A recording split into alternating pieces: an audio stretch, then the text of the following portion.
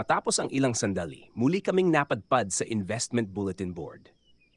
Aktibo ang mga kalahok sa investment chats na pinag-uusapan kung saan dapat mag-invest nera sa cryptocurrency, stocks o real estate. Ngunit may isang kalahok na lumitaw na dati ay aktibong nagpo-promote gamit ang bansag na 10MJO.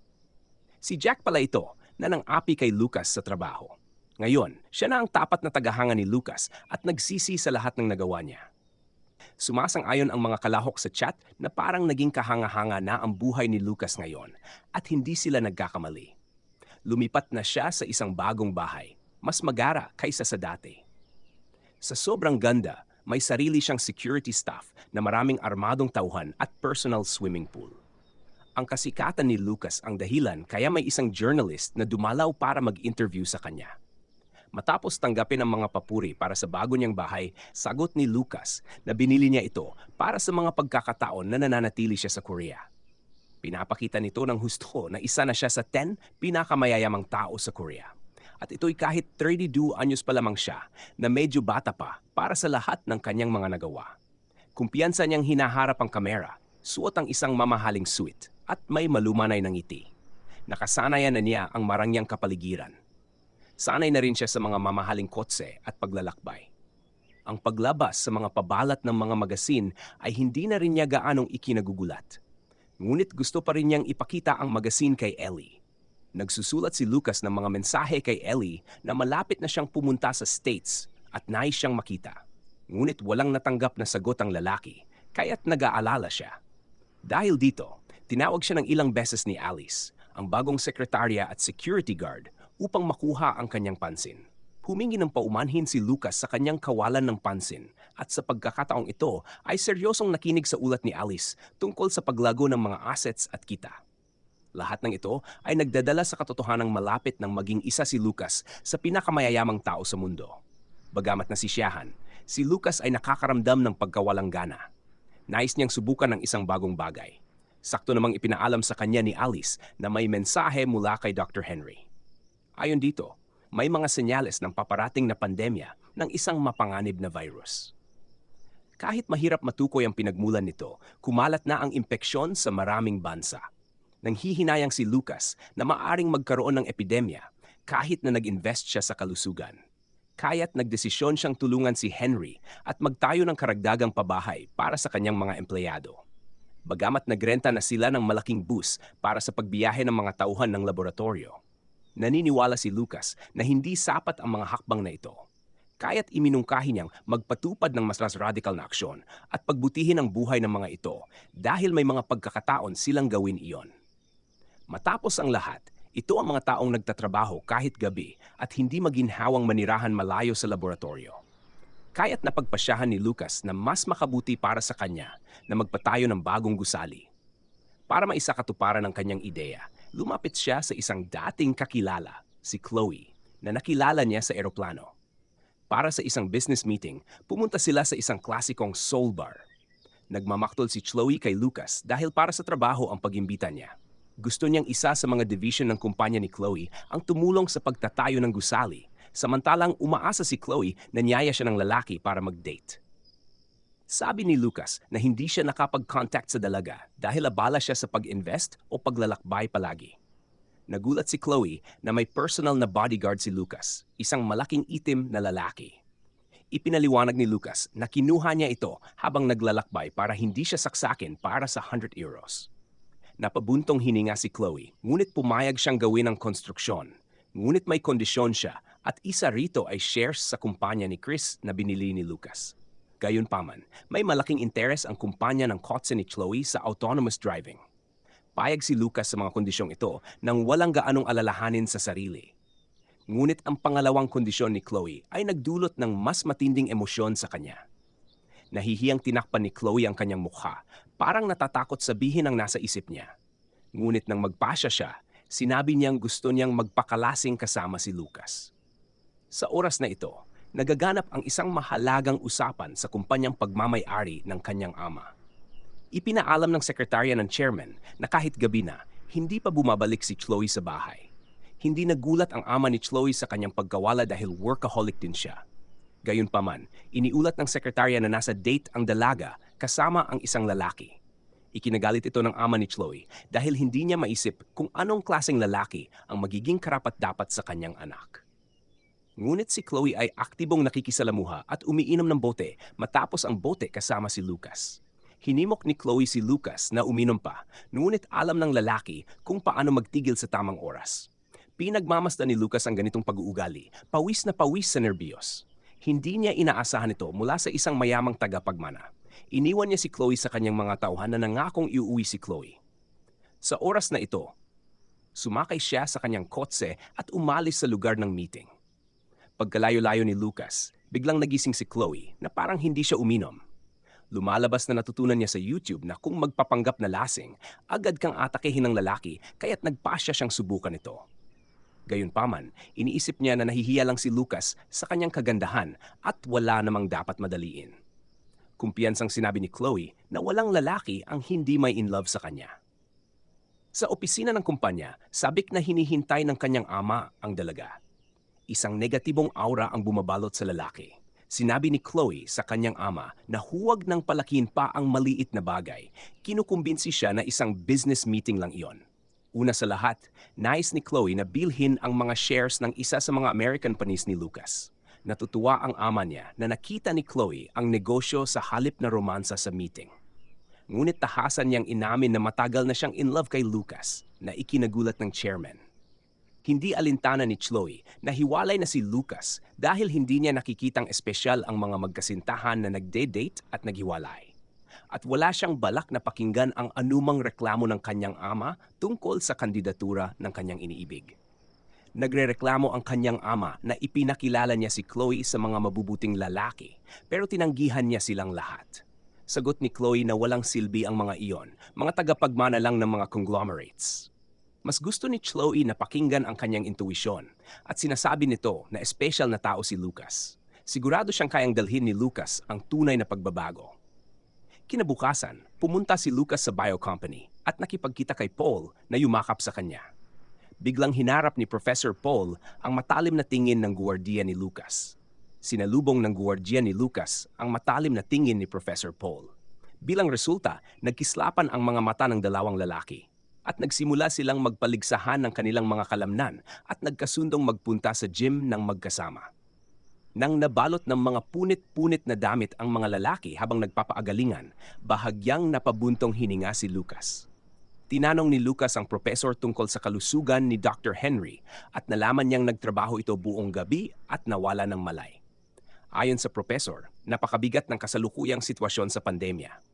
Sa loob lang ng isang buwan mula nang sumiklab, kumalat na ang virus sa United States, Europe, China, Japan at ang bilang ng bagong nahawaan ay lumagpas na sa 25,000 kada araw.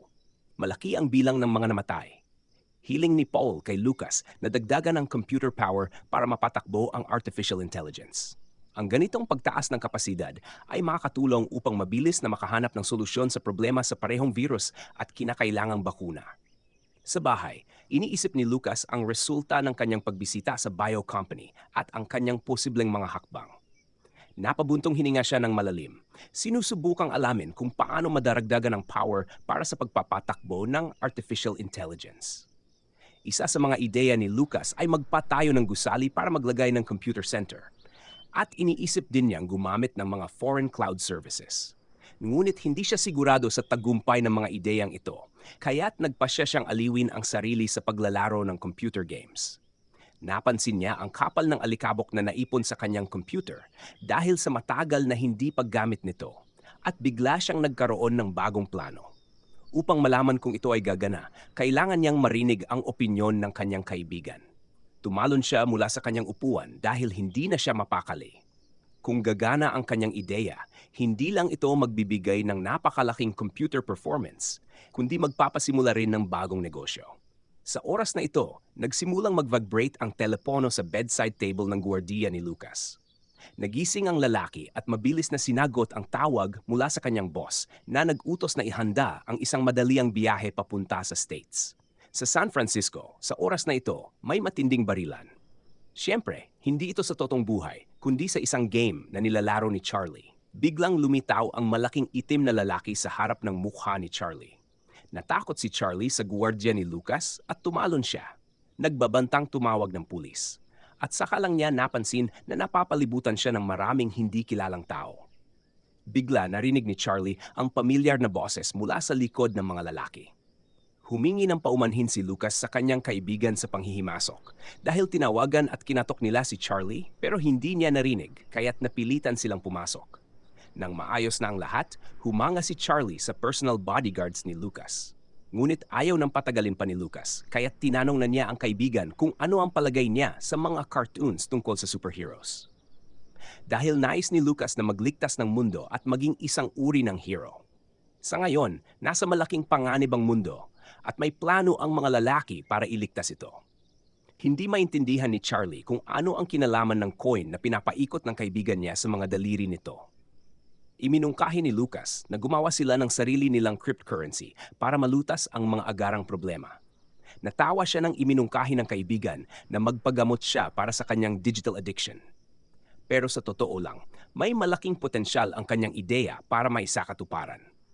Ipinaliwanag ni Lucas kay Charlie na hindi maintindihan ang lohika kung ano ang kanyang plano.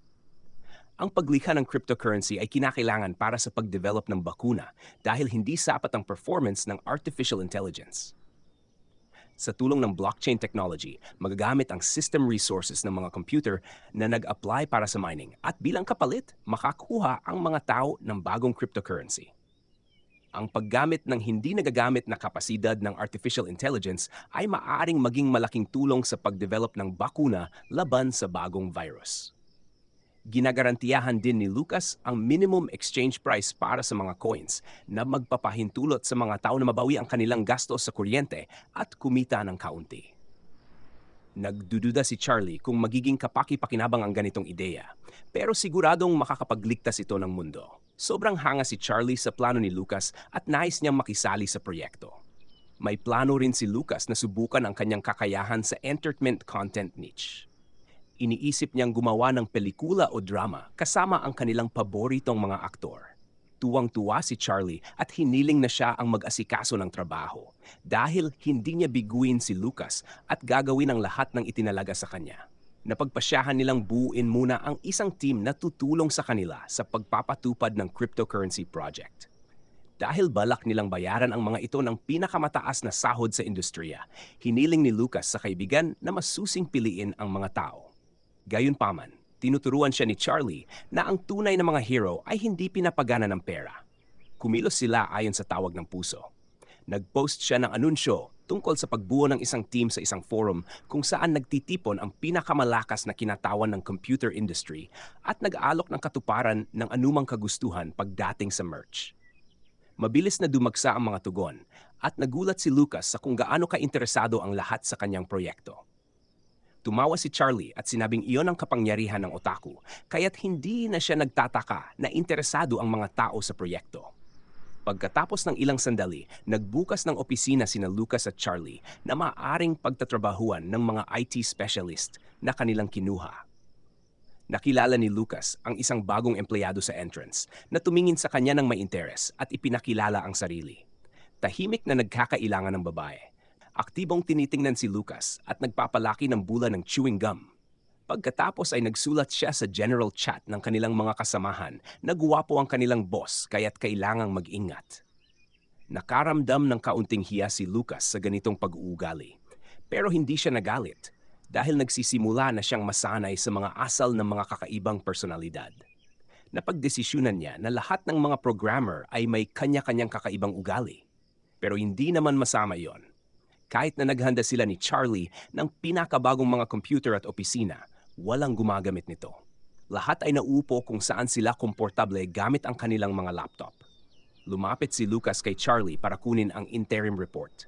Maganda ang takbo ng mga bagay-bagay at marami nang naibigay na oras si Charlie sa kanilang proyekto, pansamantalang huminto sa kanyang trabaho. Ngunit may isang tao na gustong ipakilala ni Charlie sa kanyang kaibigan. Ang pangalan ng mahusay na programmer na ito ay si Eddie. Umuupo siya ng hiwalay sa iba. Hindi siya nagkakamali sa pagsusulat ng code at palaging inilalagay ang kanyang puso at kaluluwa sa kanyang trabaho. Kaya't tiwala si Charlie na siya ang puso ng kanilang buong proyekto. Gusto niyang magkaintindihan sina Lucas at Eddie.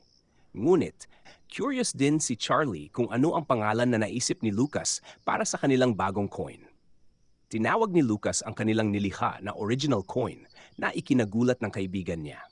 Pero para kay Lucas, ang original coin ay isang coin na maaring maging pinagmulan ng anumang bagay. Habang nade-develop ni Lucas ang kanyang cryptocurrency sa States, tensyonado ang sitwasyon sa dati niyang kumpanya.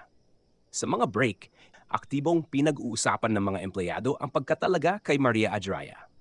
Ang ex-wife ni Lucas ay naging head ng department na lagpasan ang kandidatong gusto ng lahat. Ito ay tiyak na isang personnel corruption dahil may relasyon si Maria sa senior boss na piniling apihin si Lucas. Nagdududa ang mga tauhan ni Maria kung magiging mabuting pinuno siya ng departamento dahil kulang ang kanyang karanasan at skills. Narinig ni Maria ang kanilang usapan at mariing sinaway ang mga babae sa tsismisan habang oras ng trabaho. Sa kanyang opinyon, kung may hindi nasisiyahan sa pagtatrabaho sa ilalim ng kanyang pamumuno, maaari silang magsumite ng resignation letter o sumama sa dating pinuno ng departamento sa isang lungsod na malayo sa Seoul.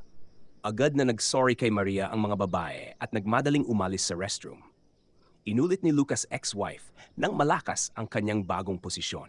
Nasiyahan siya sa kapangyarihang ibinibigay nito sa kanya. Pagkatapos, nakuha ng kanyang atensyon ang isang magasin na may larawan ni Lucas sa cover, nakahiga sa mesa. Galit niyang kinuha iyon at itinapon sa pinakamalapit na basurahan. Habang naglalakad siya sa pasilyo ng kumpanya, iniisip niya ang oportunidad na nawala sa kanya nang nawala si Lucas.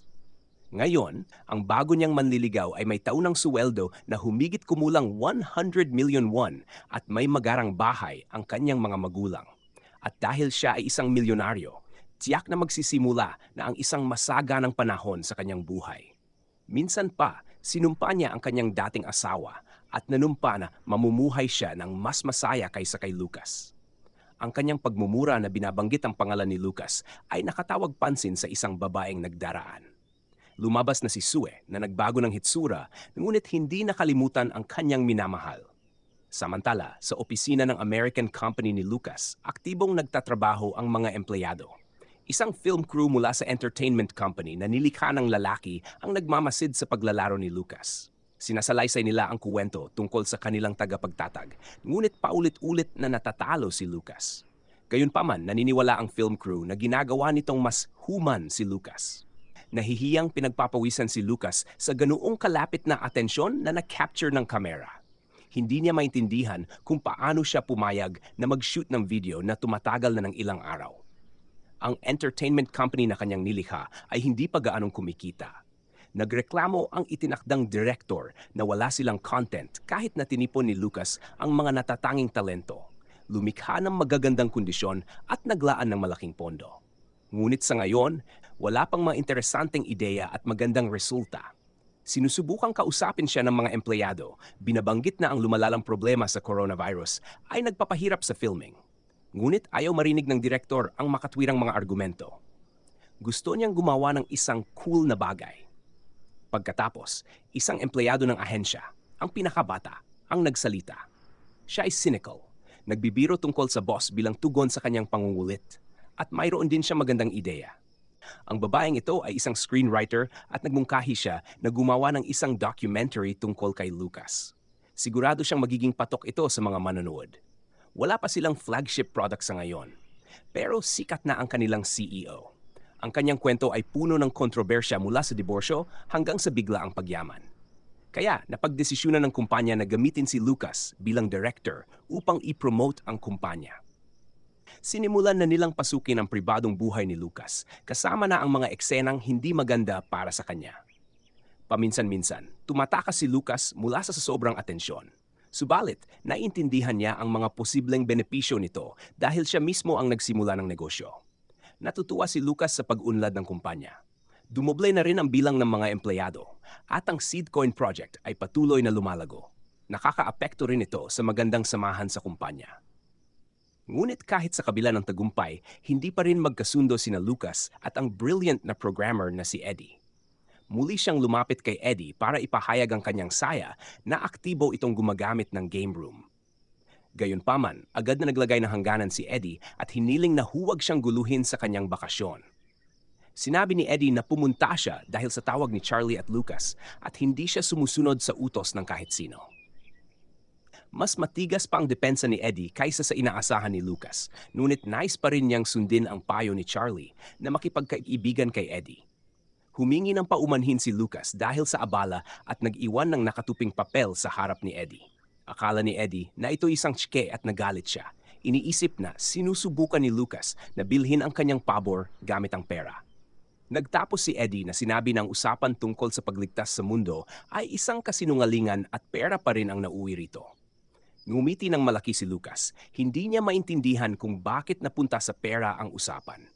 May mas mahalaga sa nakatuping papel at inimbitahan niya si Eddie na tingnan ito.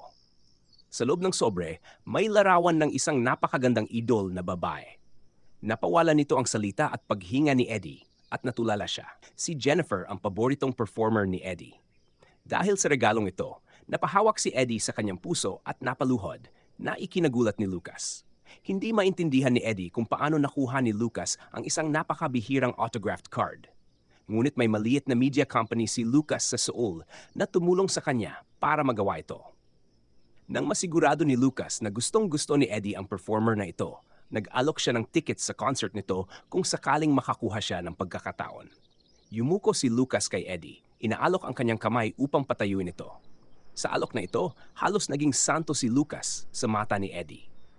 Sa ganitong paraan, natapos ng matagumpay ang onboarding ni Eddie para sa permanenteng trabaho. Tunay ng tama ang payo ni Charlie na gamitin ang paboritong otaku para akitin sila. Ngunit bago pa man makapagpahinga si Lucas, tumunog ang kanyang telepono. Tumawag si Dr. Henry at nagulat ng mga resulta ng pagsusuri. Nais malaman ni Lucas ang kasalukuyang sitwasyon tungkol sa coronavirus. Sa kasamaang palad, walang magandang balita si Dr. Henry para kay Lucas. Nasa matinding pressure ang mga health services sa lahat ng bansa at mabilis na tumataas ang bilang ng mga kumpirmadong kaso. Kung hindi bababa ang rate ng impeksyon, tinatayang aabot sa 70% ng populasyon ng mundo ang mahahawa. Naiintindihan ni Lucas na ito ang simula ng pandemya. Sa kalagitnaan ng kanyang pag-iisip, tinawag siya ni Dr. Henry sa kanyang pangalan upang makuha ang kanyang atensyon.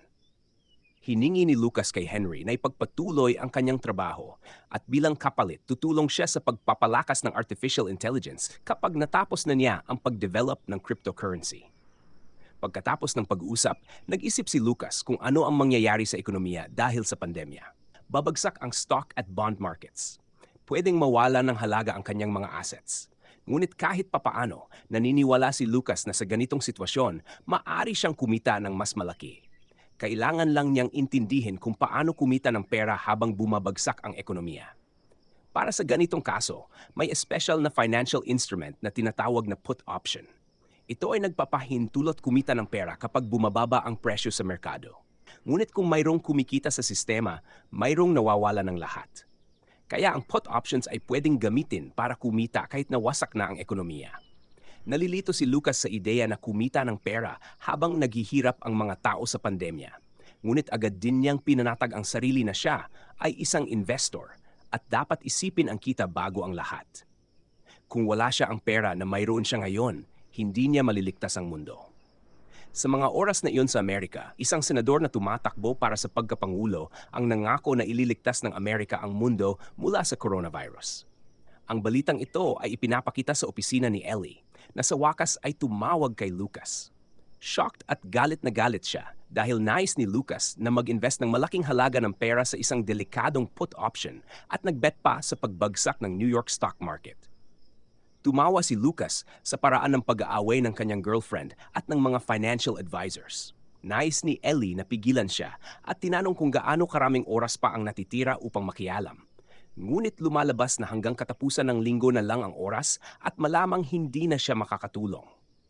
Lalo itong ikinagalit ng babae at halos sumigaw na siya kay Lucas.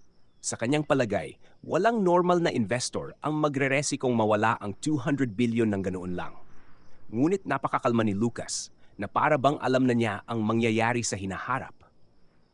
Tumatawa lang siya sa pagiging emosyonal ng kanyang kasintahan at wala itong magawa.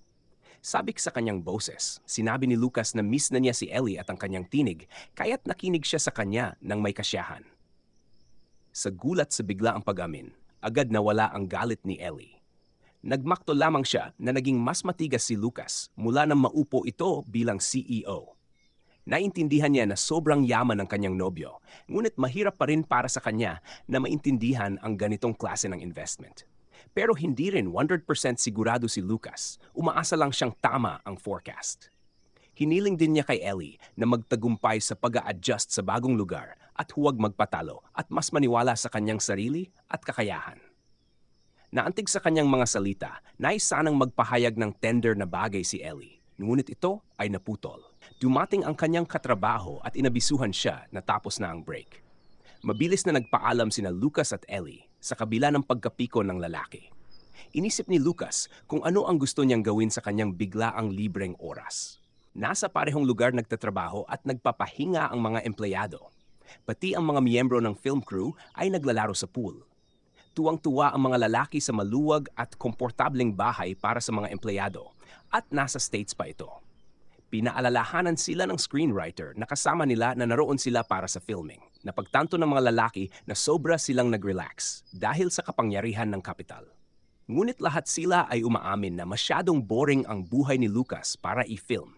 Gusto ng mga tao na makita ang mas nakakagulat na detalye tungkol sa buhay ng isa sa pinakamayamang tao sa mundo. Dahil dito, nagkaroon ng ideya ang screenwriter na magsagawa ng interview at tanungin ang CEO tungkol sa investments. Maraming magiging curious kung paano pinalaki ni Lucas ang kanyang kapital at kung saan siya nag-i-invest ngayon. Agad na tinanggap ng film crew ang ideya at nagsimulang mag-isip kung paano ito maisasakatuparan. Pumayag si Lucas na makibahagi sa interview at nakipagkita sa team. Ngunit nagulat siya na ang paksa ng kanilang pagkikita ay kung saan siya nag-i-invest. Gayunpaman, agad niyang ipinahayag na kamakailan lang siyang nag-invest at ang tono ng kanyang boses ay nagbigay inspirasyon sa isang sensationalist na producer. Ibinunyag ni Lucas na nag-invest siya ng 200 billion won sa isang put option na itinuturing na napaka-risky na investment. Habang lahat ay nasa gulat, pinakalma niya ang team, sinasabing maaring makamit ang kanyang mga inaasahan. Halos agad na nakatanggap si Lucas ng impormasyon tungkol sa resulta ng kanyang investment. Naisip ng producer na matindi ang tama nito kay Lucas dahil napaka-risky ng options at mababa ang tsansa na kumita. Ang 200 billion na ininvest ni Lucas ay maaring tingnan ng mga manonood bilang isang pustahan sa sugal. Kaya iniisip ng producer na itigil na lang ang filming. Ngunit agad na sinabi ni Lucas ang impormasyong nakuha niya tungkol sa option. Ang kita niya ay 487%, kaya kumita siya ng higit sa 1 trillion Korean won. Gulat na gulat ang team at walang masabi, ngunit dumating si Charlie sa hall at hiningan si Lucas ng oras. Nagpaumanhin ang lalaki at umalis, ngunit hindi pa rin makapaniwala ang team sa kanilang narinig. Pinasaya ni Charlie si Lucas sa balitang handa na ang seed coin. At lahat ng ito ay dahil sa mahusay na team na nabuo ng mga lalaki. Sa mga sandaling ito, nasa mundo ng kanyang mga pangarap si Dr. Henry. Sa panaginip, naririnig niya ang malakas na tawa ni Paul at nakikita ang isa pang training session na pinapangunahan ni Paul. Lahat ng kalahok sa panaginip ay nag-aangas ng kanilang mga katawan, ipinapakita ang kanilang pisikal na hugis. Ang ganitong tanawin ay lubos na ikinagulat ni Dr. Henry kahit sa kanyang panaginip. Sa wakas, napansin siya ni Paul at tinawag para mag-training. Kasabay nito, ang doctor's gown ay napalitan ng sports uniform. Sa ganitong bangungot, bumangon si Henry sa katotohanan na basang-basa ng malamig na pawis at nakahiga sa sopa. Nakangisi si Paul at binati ang kanyang kaibigan. Masiglang tinanggap ni Paul si Dr. Henry sa pagkakataong ito sa kanyang bahay. Lumabas na nawalan ulit ng malay si Henry habang ginagawa ang eksperimento. Kaya dinala siya ni Paul sa kanyang silid at pinahinga. Ipinadala ni Henry ang kanyang mga damit sa laundry at pinalitan ang mga ito ng sariling damit ni Paul. Gayunpaman, ang doktor ay interesado lamang sa resulta ng kanyang eksperimento. Sa kasamaang palad, walang magandang balita si Paul para sa kanyang kaibigan. Sa pamamagitan ng cloud service, nagawa ang 35% ng trabaho, ngunit hindi na posibleng magpatuloy dahil sa kakulangan ng performance. Pinayuhan ni Paul ang kanyang kaibigan na magpahinga habang maaari pa. Sinubukan ni Henry na bumangon mula sa kanyang higaan. Iniisip na hindi ito oras para magpahinga dahil patuloy na kumakalat ang virus. Ngunit agad siyang pinigilan ni Paul at sinabihang manatiling nagpapahinga. Sa kabila ng kanyang matinding dedikasyon, sa kanyang pagod na estado, hindi na magagawa ni Henry ang pananaliksik. Kung alis siya, binalaan siya ni Paul na wala na siyang magagawa bilang doktor, kaya napilitang sumunod si Henry at muling humiga. Naalala ni Henry na 7 taon na ang nakalipas mula nang iligtas siya ni Paul sa away nila ng professor. Nagulat si Paul sa bilis ng panahon mula noon, ngunit hindi niya kinondena ang ginawa ng kanyang kaibigan. Kumindat siya kay August at sinabing hindi rin niya nagustuhan ang professor. Malakas na tumawa si Dr. Henry sa reaksyon ng kanyang kaibigan. Nagdesisyon si Paul na alamin kung ano ang dahilan ng pinili ni Henry ang kanyang landas sa buhay. Hindi alam ni Henry kung paano sisimulan ang komplikado at malungkot na kwento, ngunit ipinaliwanag niya na lahat ng ito ay dahil sa sakit na dinanas ng kanyang nakababatang kapatid na babae. Ito ay isang nakahahawang sakit na sumira sa katawan ng kanyang kapatid bago pa man siya makatulong. Nakikiramay si Paul sa kanyang kaibigan na inilabas ang locket na nakasabit sa kanyang leeg. Tinitingnan ang larawan sa loob nito. Naalala ni Henry kung gaano kasaya at talentado ang kanyang kapatid na babae na hindi nagkasakit noon.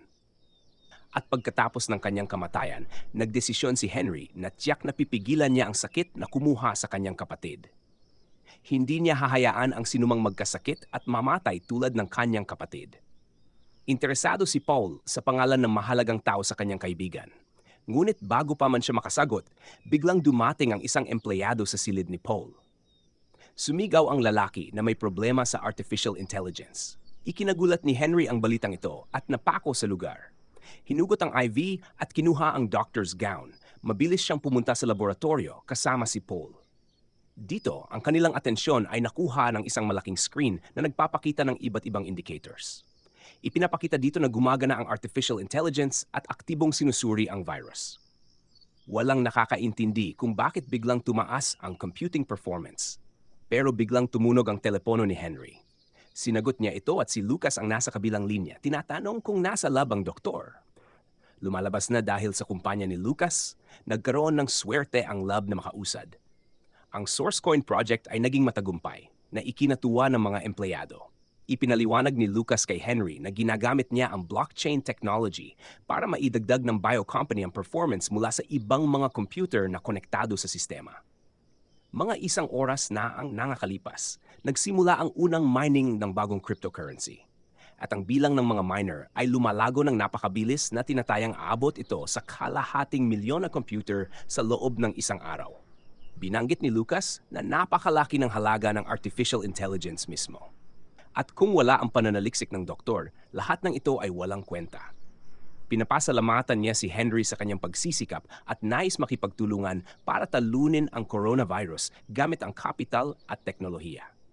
Sa sandaling ito, nabigla si Dr. Henry at hindi alam kung ano ang sasabihin maliban sa walang katapusang pasasalamat. Nangako si Lucas na tatawag ulit at ngumiti ng may kasiyahan. Natutuwa siyang nagtagumpay ang lahat. Sa pagkakataong iyon, lumapit si Paul kay Henry na umiiyak at tinanong kung ano ang pangalan na napili niya para sa artificial intelligence. Ang pangalang ito ay naging Soren, pangalan ng yumaong nakababatang kang kapatid na babae ng doktor. Lahat sa lab ay tuwang-tuwa na nagkaroon ng malaking breakthrough. Sa opisina ni Lucas, masaya ang lahat na nailunsad na ang SourceCoin project. Nagsagawa si Lucas ng isang party at sinubukan magbigay ng pasasalamat. Pero mas gusto ng mga programmer na magdiwang kasama ang isa't isa kaysa sa kanilang mga superiors.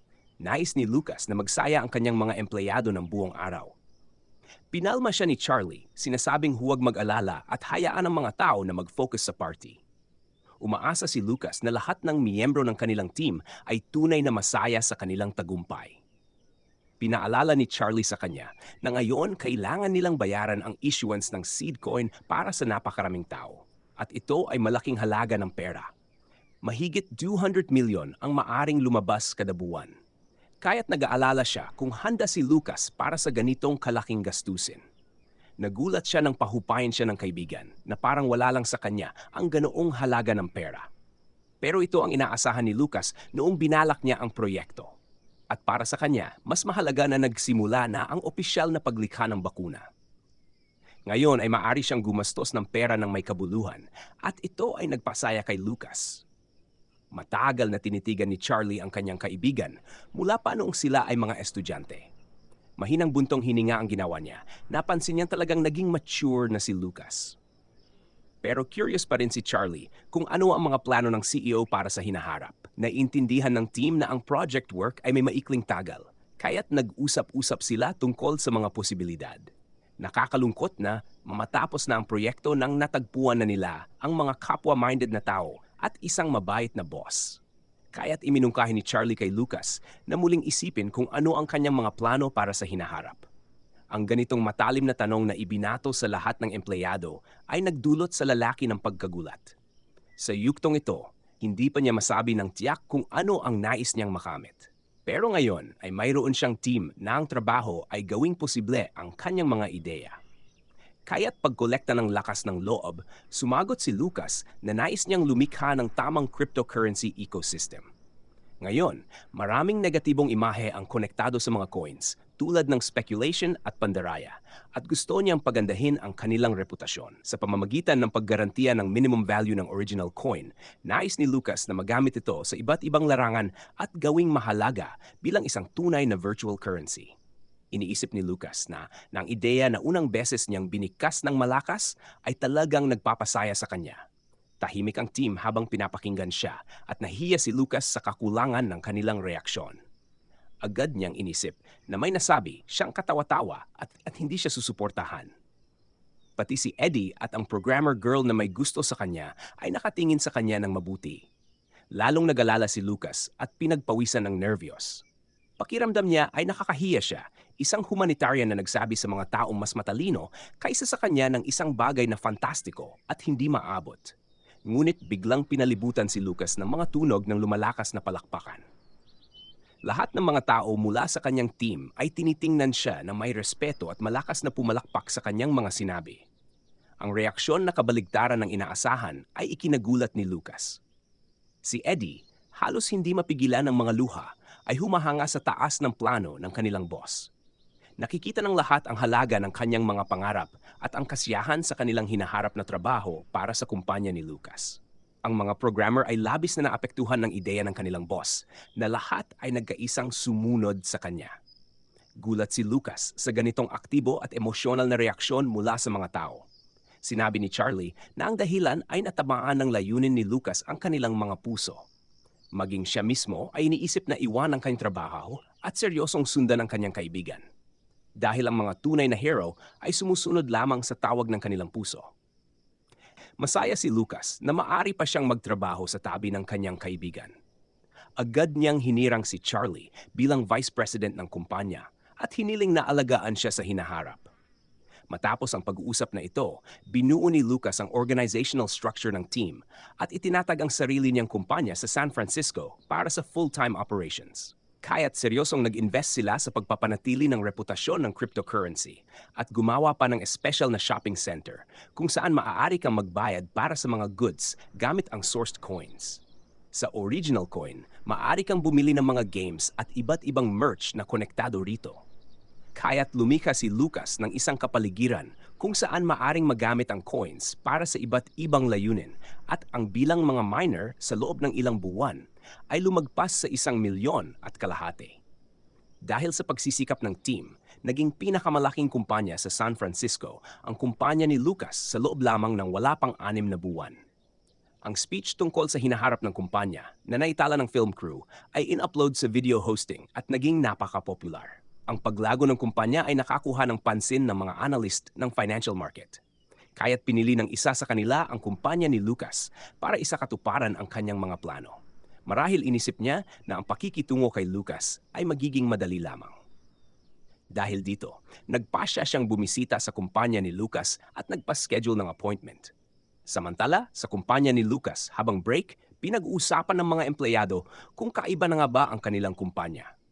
Habang marami ang tumitigil sa kanilang mga gawain dahil sa coronavirus, hindi lamang kumikita ang kanilang kumpanya, kundi lumalago pa ito. Sa parehong oras, mataas pa ang mga sahod kahit nasa entry-level na posisyon, lalo na sa mga estado. Bukod pa rito, may mga bonus, allowances at regalo. Napakaganda nito, kaya hindi makapaniwala ang mga empleyado sa kanilang suwerte at nag-aalala pa sila. Gayunpaman, hindi lahat ay sumusuporta sa ganitong paranoia at masaya sa kanilang komportableng kondisyon sa trabaho. Ang Vice President ng kumpanya ay isang leader na inilalagay ang mga miyembro ng team sa tamang posisyon para makamit ang maximum na kahusayan. At ang President ay nag-i-invest sa mga breakthrough na negosyo at tila may kakayahan siyang magpangitain ng hinaharap. Bukod pa rito, sikat siya sa internet. Kapag ang mga ganitong tao ang namumuno sa kumpanya, maaring maging mahirap ang mabigo. Ngunit ang kanilang mga personalidad ay kapuri-puri at nakakatakot din sa parehong oras dahil sila ay natatanging mga espesyalista. Isa sa mga espesyalistang ito ay niloloko ang isa pa dahil sa kanyang kasikatan sa YouTube at humihingi ng autograph. Sinusubukan niyang payakin si Lucas pero pilit siyang ini-ignore ni Lucas. Nang sa wakas ay tumawa si Charlie, sinabi ng kanyang kaibigan na masaya siya para sa kanyang kasiyahan. Si Lucas mismo ay nahihiya sa kanyang kasikatan sa internet dahil nakita na siya ng mga tao mula sa buong mundo at hindi siya sigurado sa kanyang pananalita. Gayunpaman, naniniwala si Charlie na hindi na kailangang mahiya dahil maganda naman ang resulta. Dahil dito, marami ang nakarinig tungkol sa pagkakaroon ng seed coin at nagkaroon din ng pagkakataon ang kumpanya ni Lucas na ipahayag ang sarili nilang direksyon sa pag-unlad sa larangan ng cryptocurrency. May kakayahan din silang baguhin ang pananaw ng kahit na ang pinakadudaing mga tao. Naantig si Lucas sa kanyang pananalita, ngunit naniniwala si Charlie na kakailanganin pa niyang asarin si Lucas tungkol sa kanyang karera bilang isang blogger ng higit sa isang beses. Biglang pumasok ang sekretarya ni Lucas sa opisina at inanunsyo ang pagdating ng isang bisita. Nagulat ang mga lalaki sa paparating na meeting at sa nerbiyos ng babae. Ang lalaking nag-aanalisa sa tagumpay ng kumpanya ni Lucas sa merkado ay nagpakilala bilang si Jim. Nagpasalamat siya na tinanggap siya ni Lucas at Charlie sa kabila ng biglaang pagbisita. Sinabi ni Jim na ang trabaho niya ay isang investment accelerator. Gustong malaman ni Lucas kung anong mga investments ang hawak ni Jim, pero tumanggi si Jim na ibigay ang mga pangalan ng mga kliyente at hindi siya malinaw. Dahil dito, naging maingat si Lucas dahil walang ibinibigay na mga detalye si Jim. Kung maayos ang kumpanya na pinagtatrabahuhan ni Jim, masaya sana niyang ibinunyag ang pangalan nito, ngunit itinago niya ito. Agad na napagdesisyonan ni Lucas na hindi na makipag-ugnayan kay Jim at nagpasya siyang umalis dahil hindi niya ipagkakatiwala ang kanyang investment sa iba. Ngunit agad na sinimulang akitin ni Jim si Lucas sa mga halaga ng $10 bilyong na maaring mawala kay Lucas kung tatanggihan niya ang alok. Bagamat tense, napagpasyahan ni Lucas na pakinggan kung ano ang nais ng bisita mula sa kanya. Kumilos siya ng may kumpiyansa na para bang kailangan talaga ni Lucas ang kanyang mga serbisyo. Sinimulan niyang ipaliwanag ang tumataas na halaga ng cryptocurrency dahil ang halaga ng kapital na inililipat gamit ang mga coins ay hindi matutukoy. Gayunpaman, mas mainam na magkaroon ng buong access sa kapital na ito dahil makakatulong ito na magdala ng napakalaking kita sa sinumang mangangahas na kumuha ng panganib. Sa pagpapatuloy ng usapan, tinanong ni Lucas kung sigurado ba ang lalaki na posible ito at ipinaliwanag niyang kailangan lang pataasin ang presyo ng original coin. Dahil mataas ang tiwala ng publiko sa seed coins, gusto niyang gamitin ito at mag-issue ng 10 bilyon ng mga coins na ito.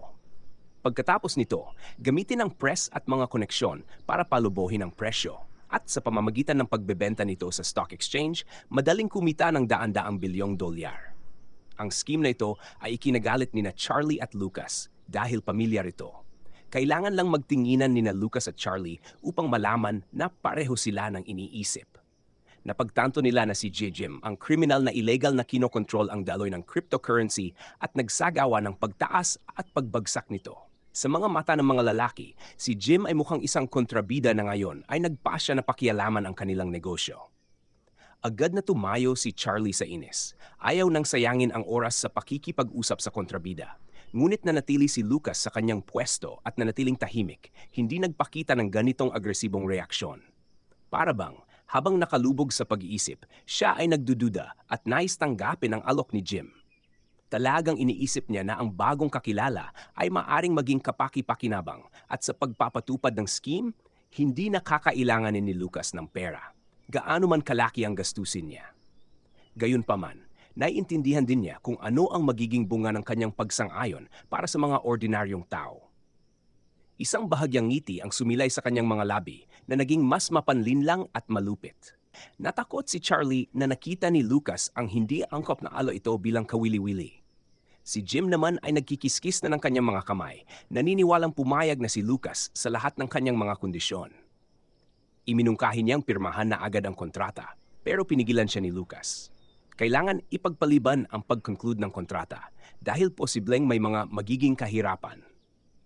Hindi balak ni Lucas na kumilos ng walang plano sa isang bagay na mahalaga sa parehong partido. Kaya't iminungkahi niya na pirmahan ang kontrata sa tamang oras at lugar. Bagamat nagalangan si Jim, wala siyang magawa kundi sumang-ayon. Iniulat niya na ang kanilang kumpanya ay mag-aayos ng isang opisyal na meeting sa lalong madaling panahon. Umalis siya, ngumiti ng tuso at kontento sa naging desisyon ni Lucas. Sa pamaalam, sigurado siyang ang deal ay nasa kanyang bulsa na at napilit niya si Lucas na makipagtulungan. Nagdilim ang mukha ni Charlie sa galit na hindi niya maitago. Pinukpok niya ang kanyang kamao sa mesa at sinigawan si Lucas na ipaliwanag ang kanyang kilos. Hindi siya makapaniwala na tatanggapin ng kanyang kaibigan ang ganitong klaseng kriminal na alok kahit na sinabi niyang gagawa siya ng sarili niyang cryptocurrency ecosystem. Ayaw isipin ni Charlie na maaring nagsinungaling si Lucas sa mundo. Pero higit sa lahat, nasaktan siya dahil nagsinungaling ang kanyang matalik na kaibigan sa kanya. Ngunit bigla na lang tumigil si Lucas sa pagtingin kay Charlie na may kasabikan at nagsimulang ngumiti. Lalo itong ikinainis ni Charlie dahil hindi niya maintindihan ang dahilan ng reaksyon ni Lucas. Tumayo mula sa mesa si Lucas at lumabas ng silid pulong. Pagkabukas ng pinto, agad na pumasok ang crew ng pelikula. Gulat na gulat si Charlie habang nakatingin sa mga taong nakahiga sa sahig. Nahihiyang binati ng mga tauhan ng film crew si Charlie. Ipinaliwanag ni Lucas na naroon ang team para kumuha ng material para sa kanyang vlog. Dahil naging matagumpay ang mga video tungkol sa ecosystem at development, nagdesisyon si Lucas na ipagpatuloy ang pagkuha ng mga video sa loob ng kumpanya. At ang kanilang presensya sa meeting ay planado na rin. Ngayon ay mayroon na silang video ng isang pagpupulong kasama ang isang taong sangkot sa kriminal na pandaraya sa cryptocurrency market. Humingi ng paumanhin si Lucas sa kanyang kaibigan dahil hindi niya nasabi agad ang plano. Hindi lang niya alam kung paano ihanda si Charlie para dito. Ngunit dahil dito, nakatanggap siya ng malakas na undercut at isang attack mula sa galit na si Charlie. Ang mga tauhan ng film crew ay interesado habang pinapanood ang kanilang palakaibigang laban. Ikinagagalit ni Charlie ang pagkabigla at inayos ang kanyang damit habang tinitignan si Lucas na nakahiga sa sahig. Hindi makapagsalita si Lucas dahil sa matinding chokehold, ngunit hindi siya pinagsalita ni Charlie at binalaan siyang huwag na itong ulitin. Nahihiyang humingi ng paumanhin si Lucas dahil sa hindi pagkakaintindihan. Pinag-usapan ng dalawa kung ano ang gagawin sa susunod. Iniisip ni Charlie na nais ni Lucas na ipasa ang tape sa pulisya. Subalit, naniniwala si Lucas na hindi sapat ang ebidensya para dito at maaring makawala pa ang kriminal. Kaya nagdesisyon sila na magsagawa ng sarili nilang investigasyon at magtipon ng mas maraming ebidensya. Pagkatapos, maaari na nila itong ipasa sa pulisya para parusyahan si Jim at ang mga nasa likod niya. Sa oras na iyon, kararating lang ni Jim sa bahay ng kanyang amo. Isang marangyang bahay na may Chinese na estilo na may malalaking mabibigat na pinto na kinakatok ng isang lalaki. Binuksan ito para sa kanya, ngunit hindi agad nakapagsalita si Jim dahil sa takot. Isang galit na gutom na tigre, ang alaga ng kanyang amo, ang sumalubong sa kanya. Ang amo ni Jim mismo ay dahan-dahang sumunod at humingi ng tawad dahil pinatakot siya ng walang dahilan. Lumapit ang lalaki sa kanyang alaga na may hawak na bangkay ng manok dahil oras na para pakainin ng tigre.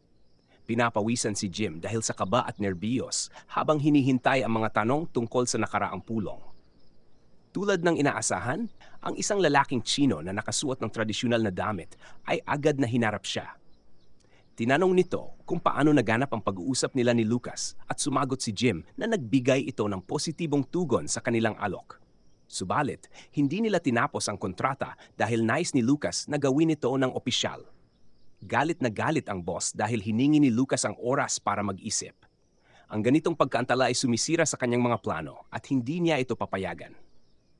Galit na galit niyang ibinato ang bangkay ng manok sa mukha ni Jim na humihingi ng oras para ihanda ang kontrata.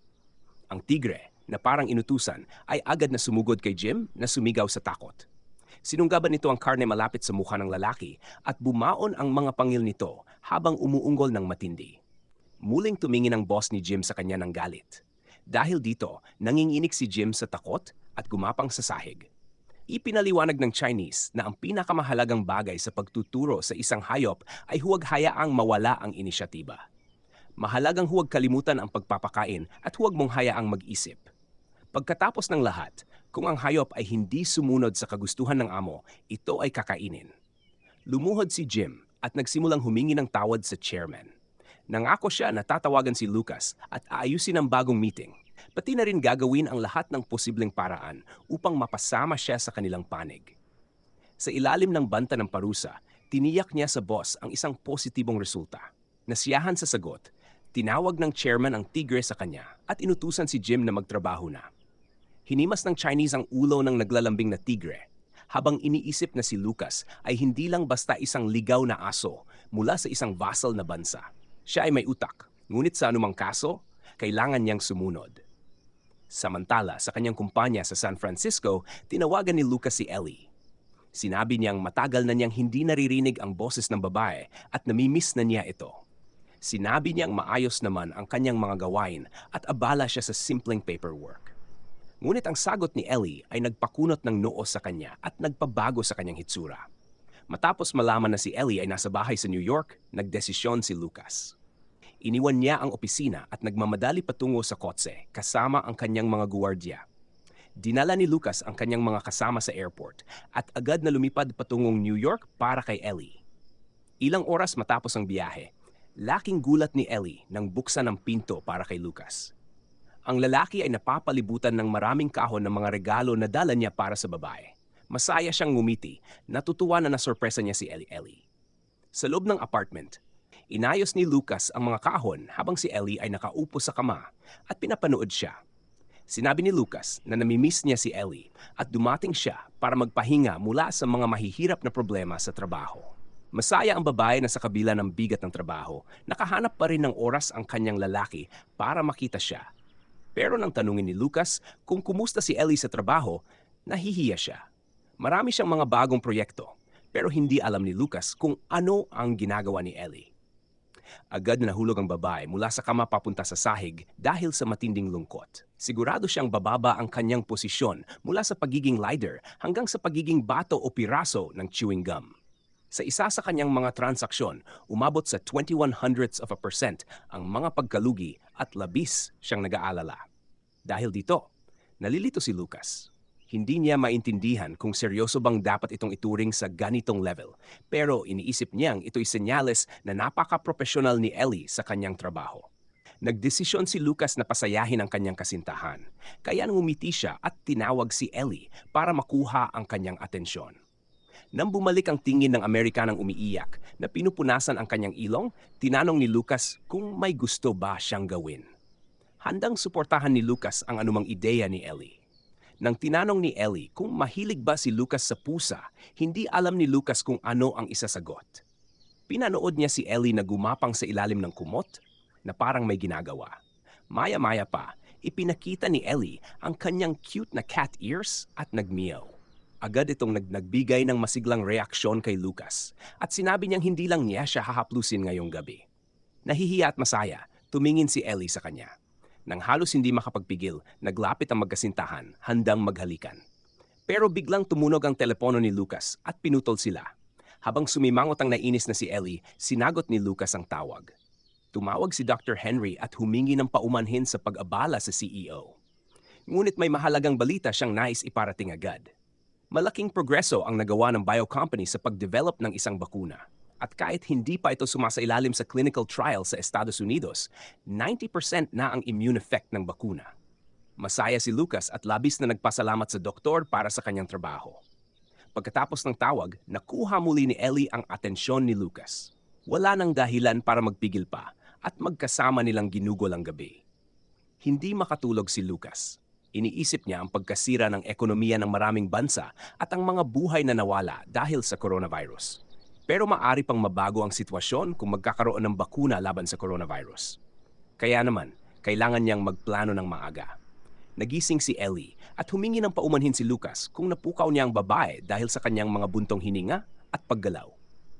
Pero pagkatapos, tinanong niya si Ellie kung matutulungan ba siya nitong gumawa ng portfolio para bumili ng mga bagong shares. Tinanong ni Ellie kung gaano kalaki ang balak bilhin ni Lucas at hindi makapagsalita nang sabihin niyang $12 billion ang halaga nito. Seryosong hiningi ni Lucas ang tulong ni Ellie dahil kailangan niya ang kanyang mga kakayahan. Lumipat ang magkasintahan sa kusina kung saan ipinagpatuloy nila ang pag-uusap tungkol sa plano ni Lucas. Nabigla si Ellie na humingi ng tulong si Lucas sa kanya para sa $12 billion na stock at $500 million na call options. Hindi maintindihan ni Lucas kung bakit galit na galit si Ellie sa kanyang ideya. Kinagat ni Ellie ang kanyang labi ng galit at pinukpok ang palad sa mesa, tinanong kung sa tingin ba ni Lucas na nakakatawa ang kanyang trabaho. Hindi maintindihan ni Lucas kung ano ang dahilan ng matinding reaksyon ni Ellie. Nakasalubong ng mga braso ni Ellie ang kanyang dibdib at sinabi niyang alam niyang si Lucas ay isang mayamang at matagumpay na investor. Ngunit ang pagbili ng stocks at call options sa panahon ng recession ay parang isang paggabaliw at sugal. Hindi niya maintindihan kung ano ang basehan ng desisyon ni Lucas. Pero kung intuition lang ito, bilang isang manager, gusto niyang pigilan si Lucas. Tahimik si Lucas ng ilang sandali, dismayado at pagkatapos ay sumagot na kung ganun, hahanap na lang siya ng ibang tao. Hindi siya tanga at naiintindihan niya ang mga dahilan ng alalahanin ni Ellie. Alam niya na ang kanyang plano ay walang saysay mula sa punto de vista ng lohika. Pero naiintindihan din ni Lucas na lahat ay nangangarap na yumaman at wala namang masama doon. Pero siya ay masyadong sakim at handang sumulong kahit na ang lahat sa paligid niya ay hindi naniniwala sa kanya at sinusubukang pigilan siya mula sa mga mapanganib na investments. Ngunit nakarating siya sa ganito kalayo dahil sa kanyang kasakiman at handa siyang ipusta ang kanyang pera dahil sa paniniwala dito. Itinaas ni Ellie ang kanyang mga kamay at sumuko, alam na wala nang magagawa ang kanyang mga salita. Sa halip, inutusan niya si Lucas na maghanda. Kailangan nilang pumunta sa isang lugar. Inihagis niya ang isa sa mga shirt ni Lucas sa kanya.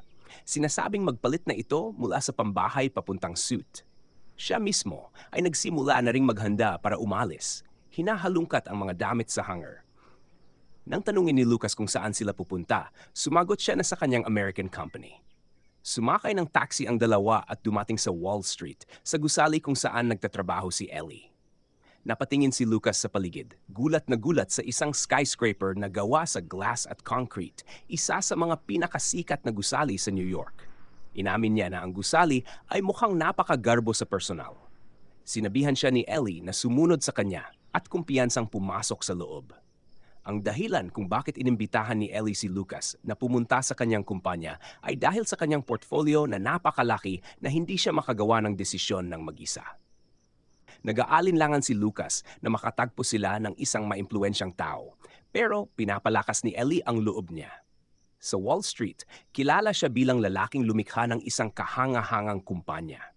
Ginamit lang niya ang sarili niyang kapital at kumita ng malaki sa pinakamasamang kondisyon ng merkado.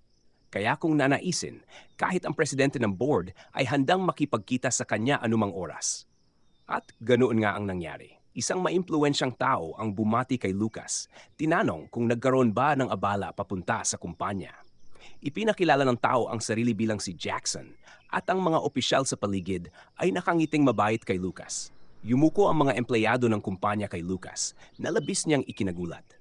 Nagtaka rin si Lucas na si Jackson, ang pinuno ng pinakamalaking financial corporation sa Amerika, ay isa ring Korean. Tumawa si Jackson at sinabing nang malaman niya ang pagbisita ni Lucas, hindi niya mapigilang personal na salubungin siya. Inihatid nila si Lucas sa isang komportableng opisina para sa agahan. Naging masaya si Lucas sa pag-inom ng mainit na tsaa sa isang kawili-wiling kumpanya. Pinuri niya ang aroma ng inumin at ipinaliwanag ni Jackson na ang tsaa ay gawa sa pinakamataas na kalidad ng mga dahon. Walang paligoy-ligoy, binanggit ni Jackson na narinig niya ang ideya ni Lucas mula kay Ellie, pero nagpasya siyang kumpirmahin ang katumpakan ng impormasyon. Tinanong niya kung alam ni Lucas na kung mag-fail ang option, mawawala ang buong investment nila. Matapos makatanggap ng positibong sagot sa lahat ng kanyang mga tanong, tumango ng masaya si Jackson. Tungkol naman sa pagbili ng stocks, handa si Jackson na ilagay ang kanyang pangalan at bumuo ng portfolio na may pinakamagandang kondisyon.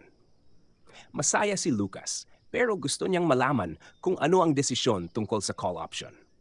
Sa puntong ito, malungkot na umiling si Jackson bilang pagtanggi. Inamin niya na maaring mahirapan ang kanilang kumpanya na suportahan ang ganitong investment. Malungkot na tinitingnan ni Jackson sina Lucas at Ellie habang sinasabi ito. Hindi maintindihan ni Lucas kung ano ang maaaring dahilan ng kahirapan sa kanyang request sa Global Financial Corporation. Ipinaliwanag ni Jackson na kahit mahirap para sa kanila, hindi ibig sabihin na hindi nila kayang ibigay kay Lucas ang gusto niya. Nang mapagtanto na gusto nilang makuha ang isang bagay mula sa kanya kapalit, nagpasya si Lucas na alamin kung ano ang alok ni Jackson. Sinabi ng financier na may dalawang kondisyon ang kanilang kumpanya kung saan handa silang ipatupad ang ideyang inihayag ni Lucas. Una, ang decentralization ng call options operations sa ibang financial institutions para mabawasan ang posibleng pagkalugi ng kanyang kumpanya. At pangalawa, ang manager ni Ellie ang itatalaga bilang special manager ni Lucas. Gusto ni Lucas malaman kung ano ang dahilan ng desisyon na ito. Sumagot si Jackson na sa tingin lang niya ay akma si Ellie para sa trabaho at natural lamang na i-delegate ang mahahalagang gawain sa pinakamahusay na empleyado. Hindi malaman ni Lucas kung nalaman ba ng kumpanya na sila ni Ellie ay magkasintahan. Maaring mabunyag ang relasyon nila ng Amerikanang babae sa takbo ng kanilang trabaho at nag-aalala si Lucas kung paano ito makakaapekto sa kanyang kasintahan. Pero pumayag si Ellie na maging personal manager ni Lucas kung siya ay nagtitiwala sa kanya. Magkahalong damdamin ang nararamdaman ni Lucas. Siya ay parehong naantig at nag-aalala sa desisyon ni Ellie. Tumango ng masaya si Jackson na pinapanood ang sitwasyon. Inalok niya silang gumawa ng portfolio kung pareho silang sang-ayon sa mga kondisyong ipinahayag. Matapos ang business meeting, lumabas sina Lucas at Ellie sa parke para maglakad. Habang naglalaro sa kanyang mga daliri, ang isang panang regalo sa kanya ng pinuno ng American company bilang paggunita sa kasunduan, naisip ni Lucas na ngayon ay may maganda siyang koneksyon at malaking oportunidad sa Estados Unidos. At inaabangan ni Lucas ang hinaharap upang makita kung ano ang magiging resulta nito. Biglang lumingon si Ellie na bahagyang nauna sa kanyang kasintahan. Bumaligtad siya patungo sa babae na may gustong sabihin. Sa mga mata ni Ellie, mababasa ang kakaibang kumpiyansa at determinasyon na nagdudulot ng kaba. Dahil dito, kinabahan si Lucas at inisip na may masamang nangyari. Nakatayo sila sa gitna ng parke sa ilalim ng mga dahong nalalaglag dahil sa hangin at ang kanilang mga puso ay puno ng kaba. Ilang oras ang lumipas, pumasok si Lucas sa bahay na puno ng negatibong emosyon at sinalubong siya ni Charlie. Nagtaka ang lalaki kung bakit bumalik ng maaga ang kaibigan niya mula sa New York patungong San Francisco gayong nagbakasyon siya para makapagpahinga. Pero hindi pinansin ni Lucas si Charlie at pumasok siya sa kanyang kwarto at isinara ang pinto. Hindi maintindihan ni Charlie kung ano ang nangyari at kung bakit siya binabalewala ng kaibigan niya. Sa oras na iyon, bumagsak si Lucas sa sahig at ipinatong ang kanyang likod sa pinto. Naalala niya ang sinabi ni Ellie na oras na para huminto at tapusin ang kanilang relasyon. Nang ibaba ang kanyang mga mata, gusto ni Lucas tanungin ang babae kung ano ang dahilan. Tinanong ni Ellie kung naalala pa ng kanyang kasintahan ang araw na kumain sila sa isang restaurant habang naglalakbay. Siyempre, naalala ni Lucas ang unang beses nilang kumain ng magkasama. Sinabi ni Ellie na sa lahat ng oras na iyon, nagpapasalamat siya kay Lucas para sa kanyang tunay na taos-pusong suporta. Tinitigan siya ni Lucas sa mata at sinabing naniniwala siya kay Ellie at sa kanyang hinaharap at malumanay na nangumiti. At ito ang nakaakit sa Amerikanang hindi sanay sa ganitong uri ng reaksyon, kundi sa mga walang laman at walang kabuluhang papuri. Marahil sa sandaling iyon nahulog ang loob ni Ellie kay Lucas, binuksan ang kanyang puso sa kanya. Malungkot na nakikinig si Lucas sa pag-amin ng babae na ang kanyang suporta ang nagbigay sa kanya ng lakas sa trabaho. Nagtrabaho siya ng husto at hindi natutulog sa gabi upang patunayan ang kanyang kakayahan. Pagkatapos noon, nagsimula siyang pagkatiwalaan ng malalaking proyekto at nakatanggap siya ng magandang pag-unlad at pagkilala mula sa iba. Pero napagtanto ni Ellie na patuloy pang lumalago si Lucas at malayo na ang narating nito kaysa sa kanya. Nagsimula siyang makaramdam ng kakaiba at ngayong araw lang niya naintindihan ang dahilan. Hindi lang gustong maging kasintahan ni Lucas si Ellie, kundi nais din niyang tuparin ang pangarap na maging manager nito. Si Lucas, na nakatayo sa harapan niya, ay nakakaranas ng matindi at masakit na emosyon. Nag-isip siya ng ilang segundo kung ano ang sasabihin kay Ellie na bumiyak sa kanyang puso. Pero sa huli, hindi siya makapagdesisyon kung ano ang isasagot at tumawa na lang ng malungkot at awkward. Gayunpaman, mabilis niyang isinuot ang maskara at humingi ng pangangalaga bilang personal manager. Taos-pusong nagpasalamat ang Amerikana kay Lucas sa magagandang alaala at umaasa sa kanilang magiging trabaho. Nagkamay sila at doon na natapos ang kanilang relasyon. Sa bahay, tahimik na tinitignan ni Lucas ang kanyang palad at hindi alam ang susunod na gagawin. Ngunit hindi siya pinayagang mag-isa ni Charlie at kumatok sa pinto. Binuksan ni Lucas ang pinto at sinabing gusto niyang magpahinga mag-isa sa gabing iyon. Pero bumili si Charlie ng hamburgers, isang marangyang double set. Kinumbinsi niya si Lucas na hindi ito makatatanggi. Huminga ng malalim si Lucas at tahimik na natawa dahil sobrang pagsusumikap ng kaibigan para aliwin siya. Kaya pumayag siyang kumain sila ng magkasama. Samantala, si Jim ay nasa kanyang opisina na galit habang nagtataob ng mga papel. Sumisigaw siya, nilalait si Lucas at halos pinuputol ang kanyang buhok. Hindi maintindihan ng lalaki kung paano siya nagawang lokohin ni Lucas at pasamain. Iniisip na niya kung paano siya paparusyahan ng malupit ng chairman. Dahil dito, nahawak si Jim sa kanyang mukha ng may takot at pinagpapawisan. Hindi niya alam kung paano mahuhuli si Lucas at hindi mapasunod sa kanya. Pagkat kung hindi makita ng chairman na itinutuwid niya ang mga pagkakamali, hindi ito magtatapos sa pagkatanggal lamang. Sa oras na iyon, pumasok ang isa sa mga tauhan ni Jim sa kanyang opisina, pinutol ang kanyang pag-iisip. Sinigawan siya ng lalaki, sinisi sa hindi pagpapahintulot kay Jim na makapag-isip ng tamang estratehiya. Ngunit sinabi ng tauhan na gusto niyang iulat kung ano ang nakasulat tungkol kay Lucas sa mga pahayagan. Agad na inagaw ni Jim ang pahayagan mula sa kamay ng tauhan at sabik na binasa ito. Nagsimula siyang manginig sa tawa, na palakas ng palakas.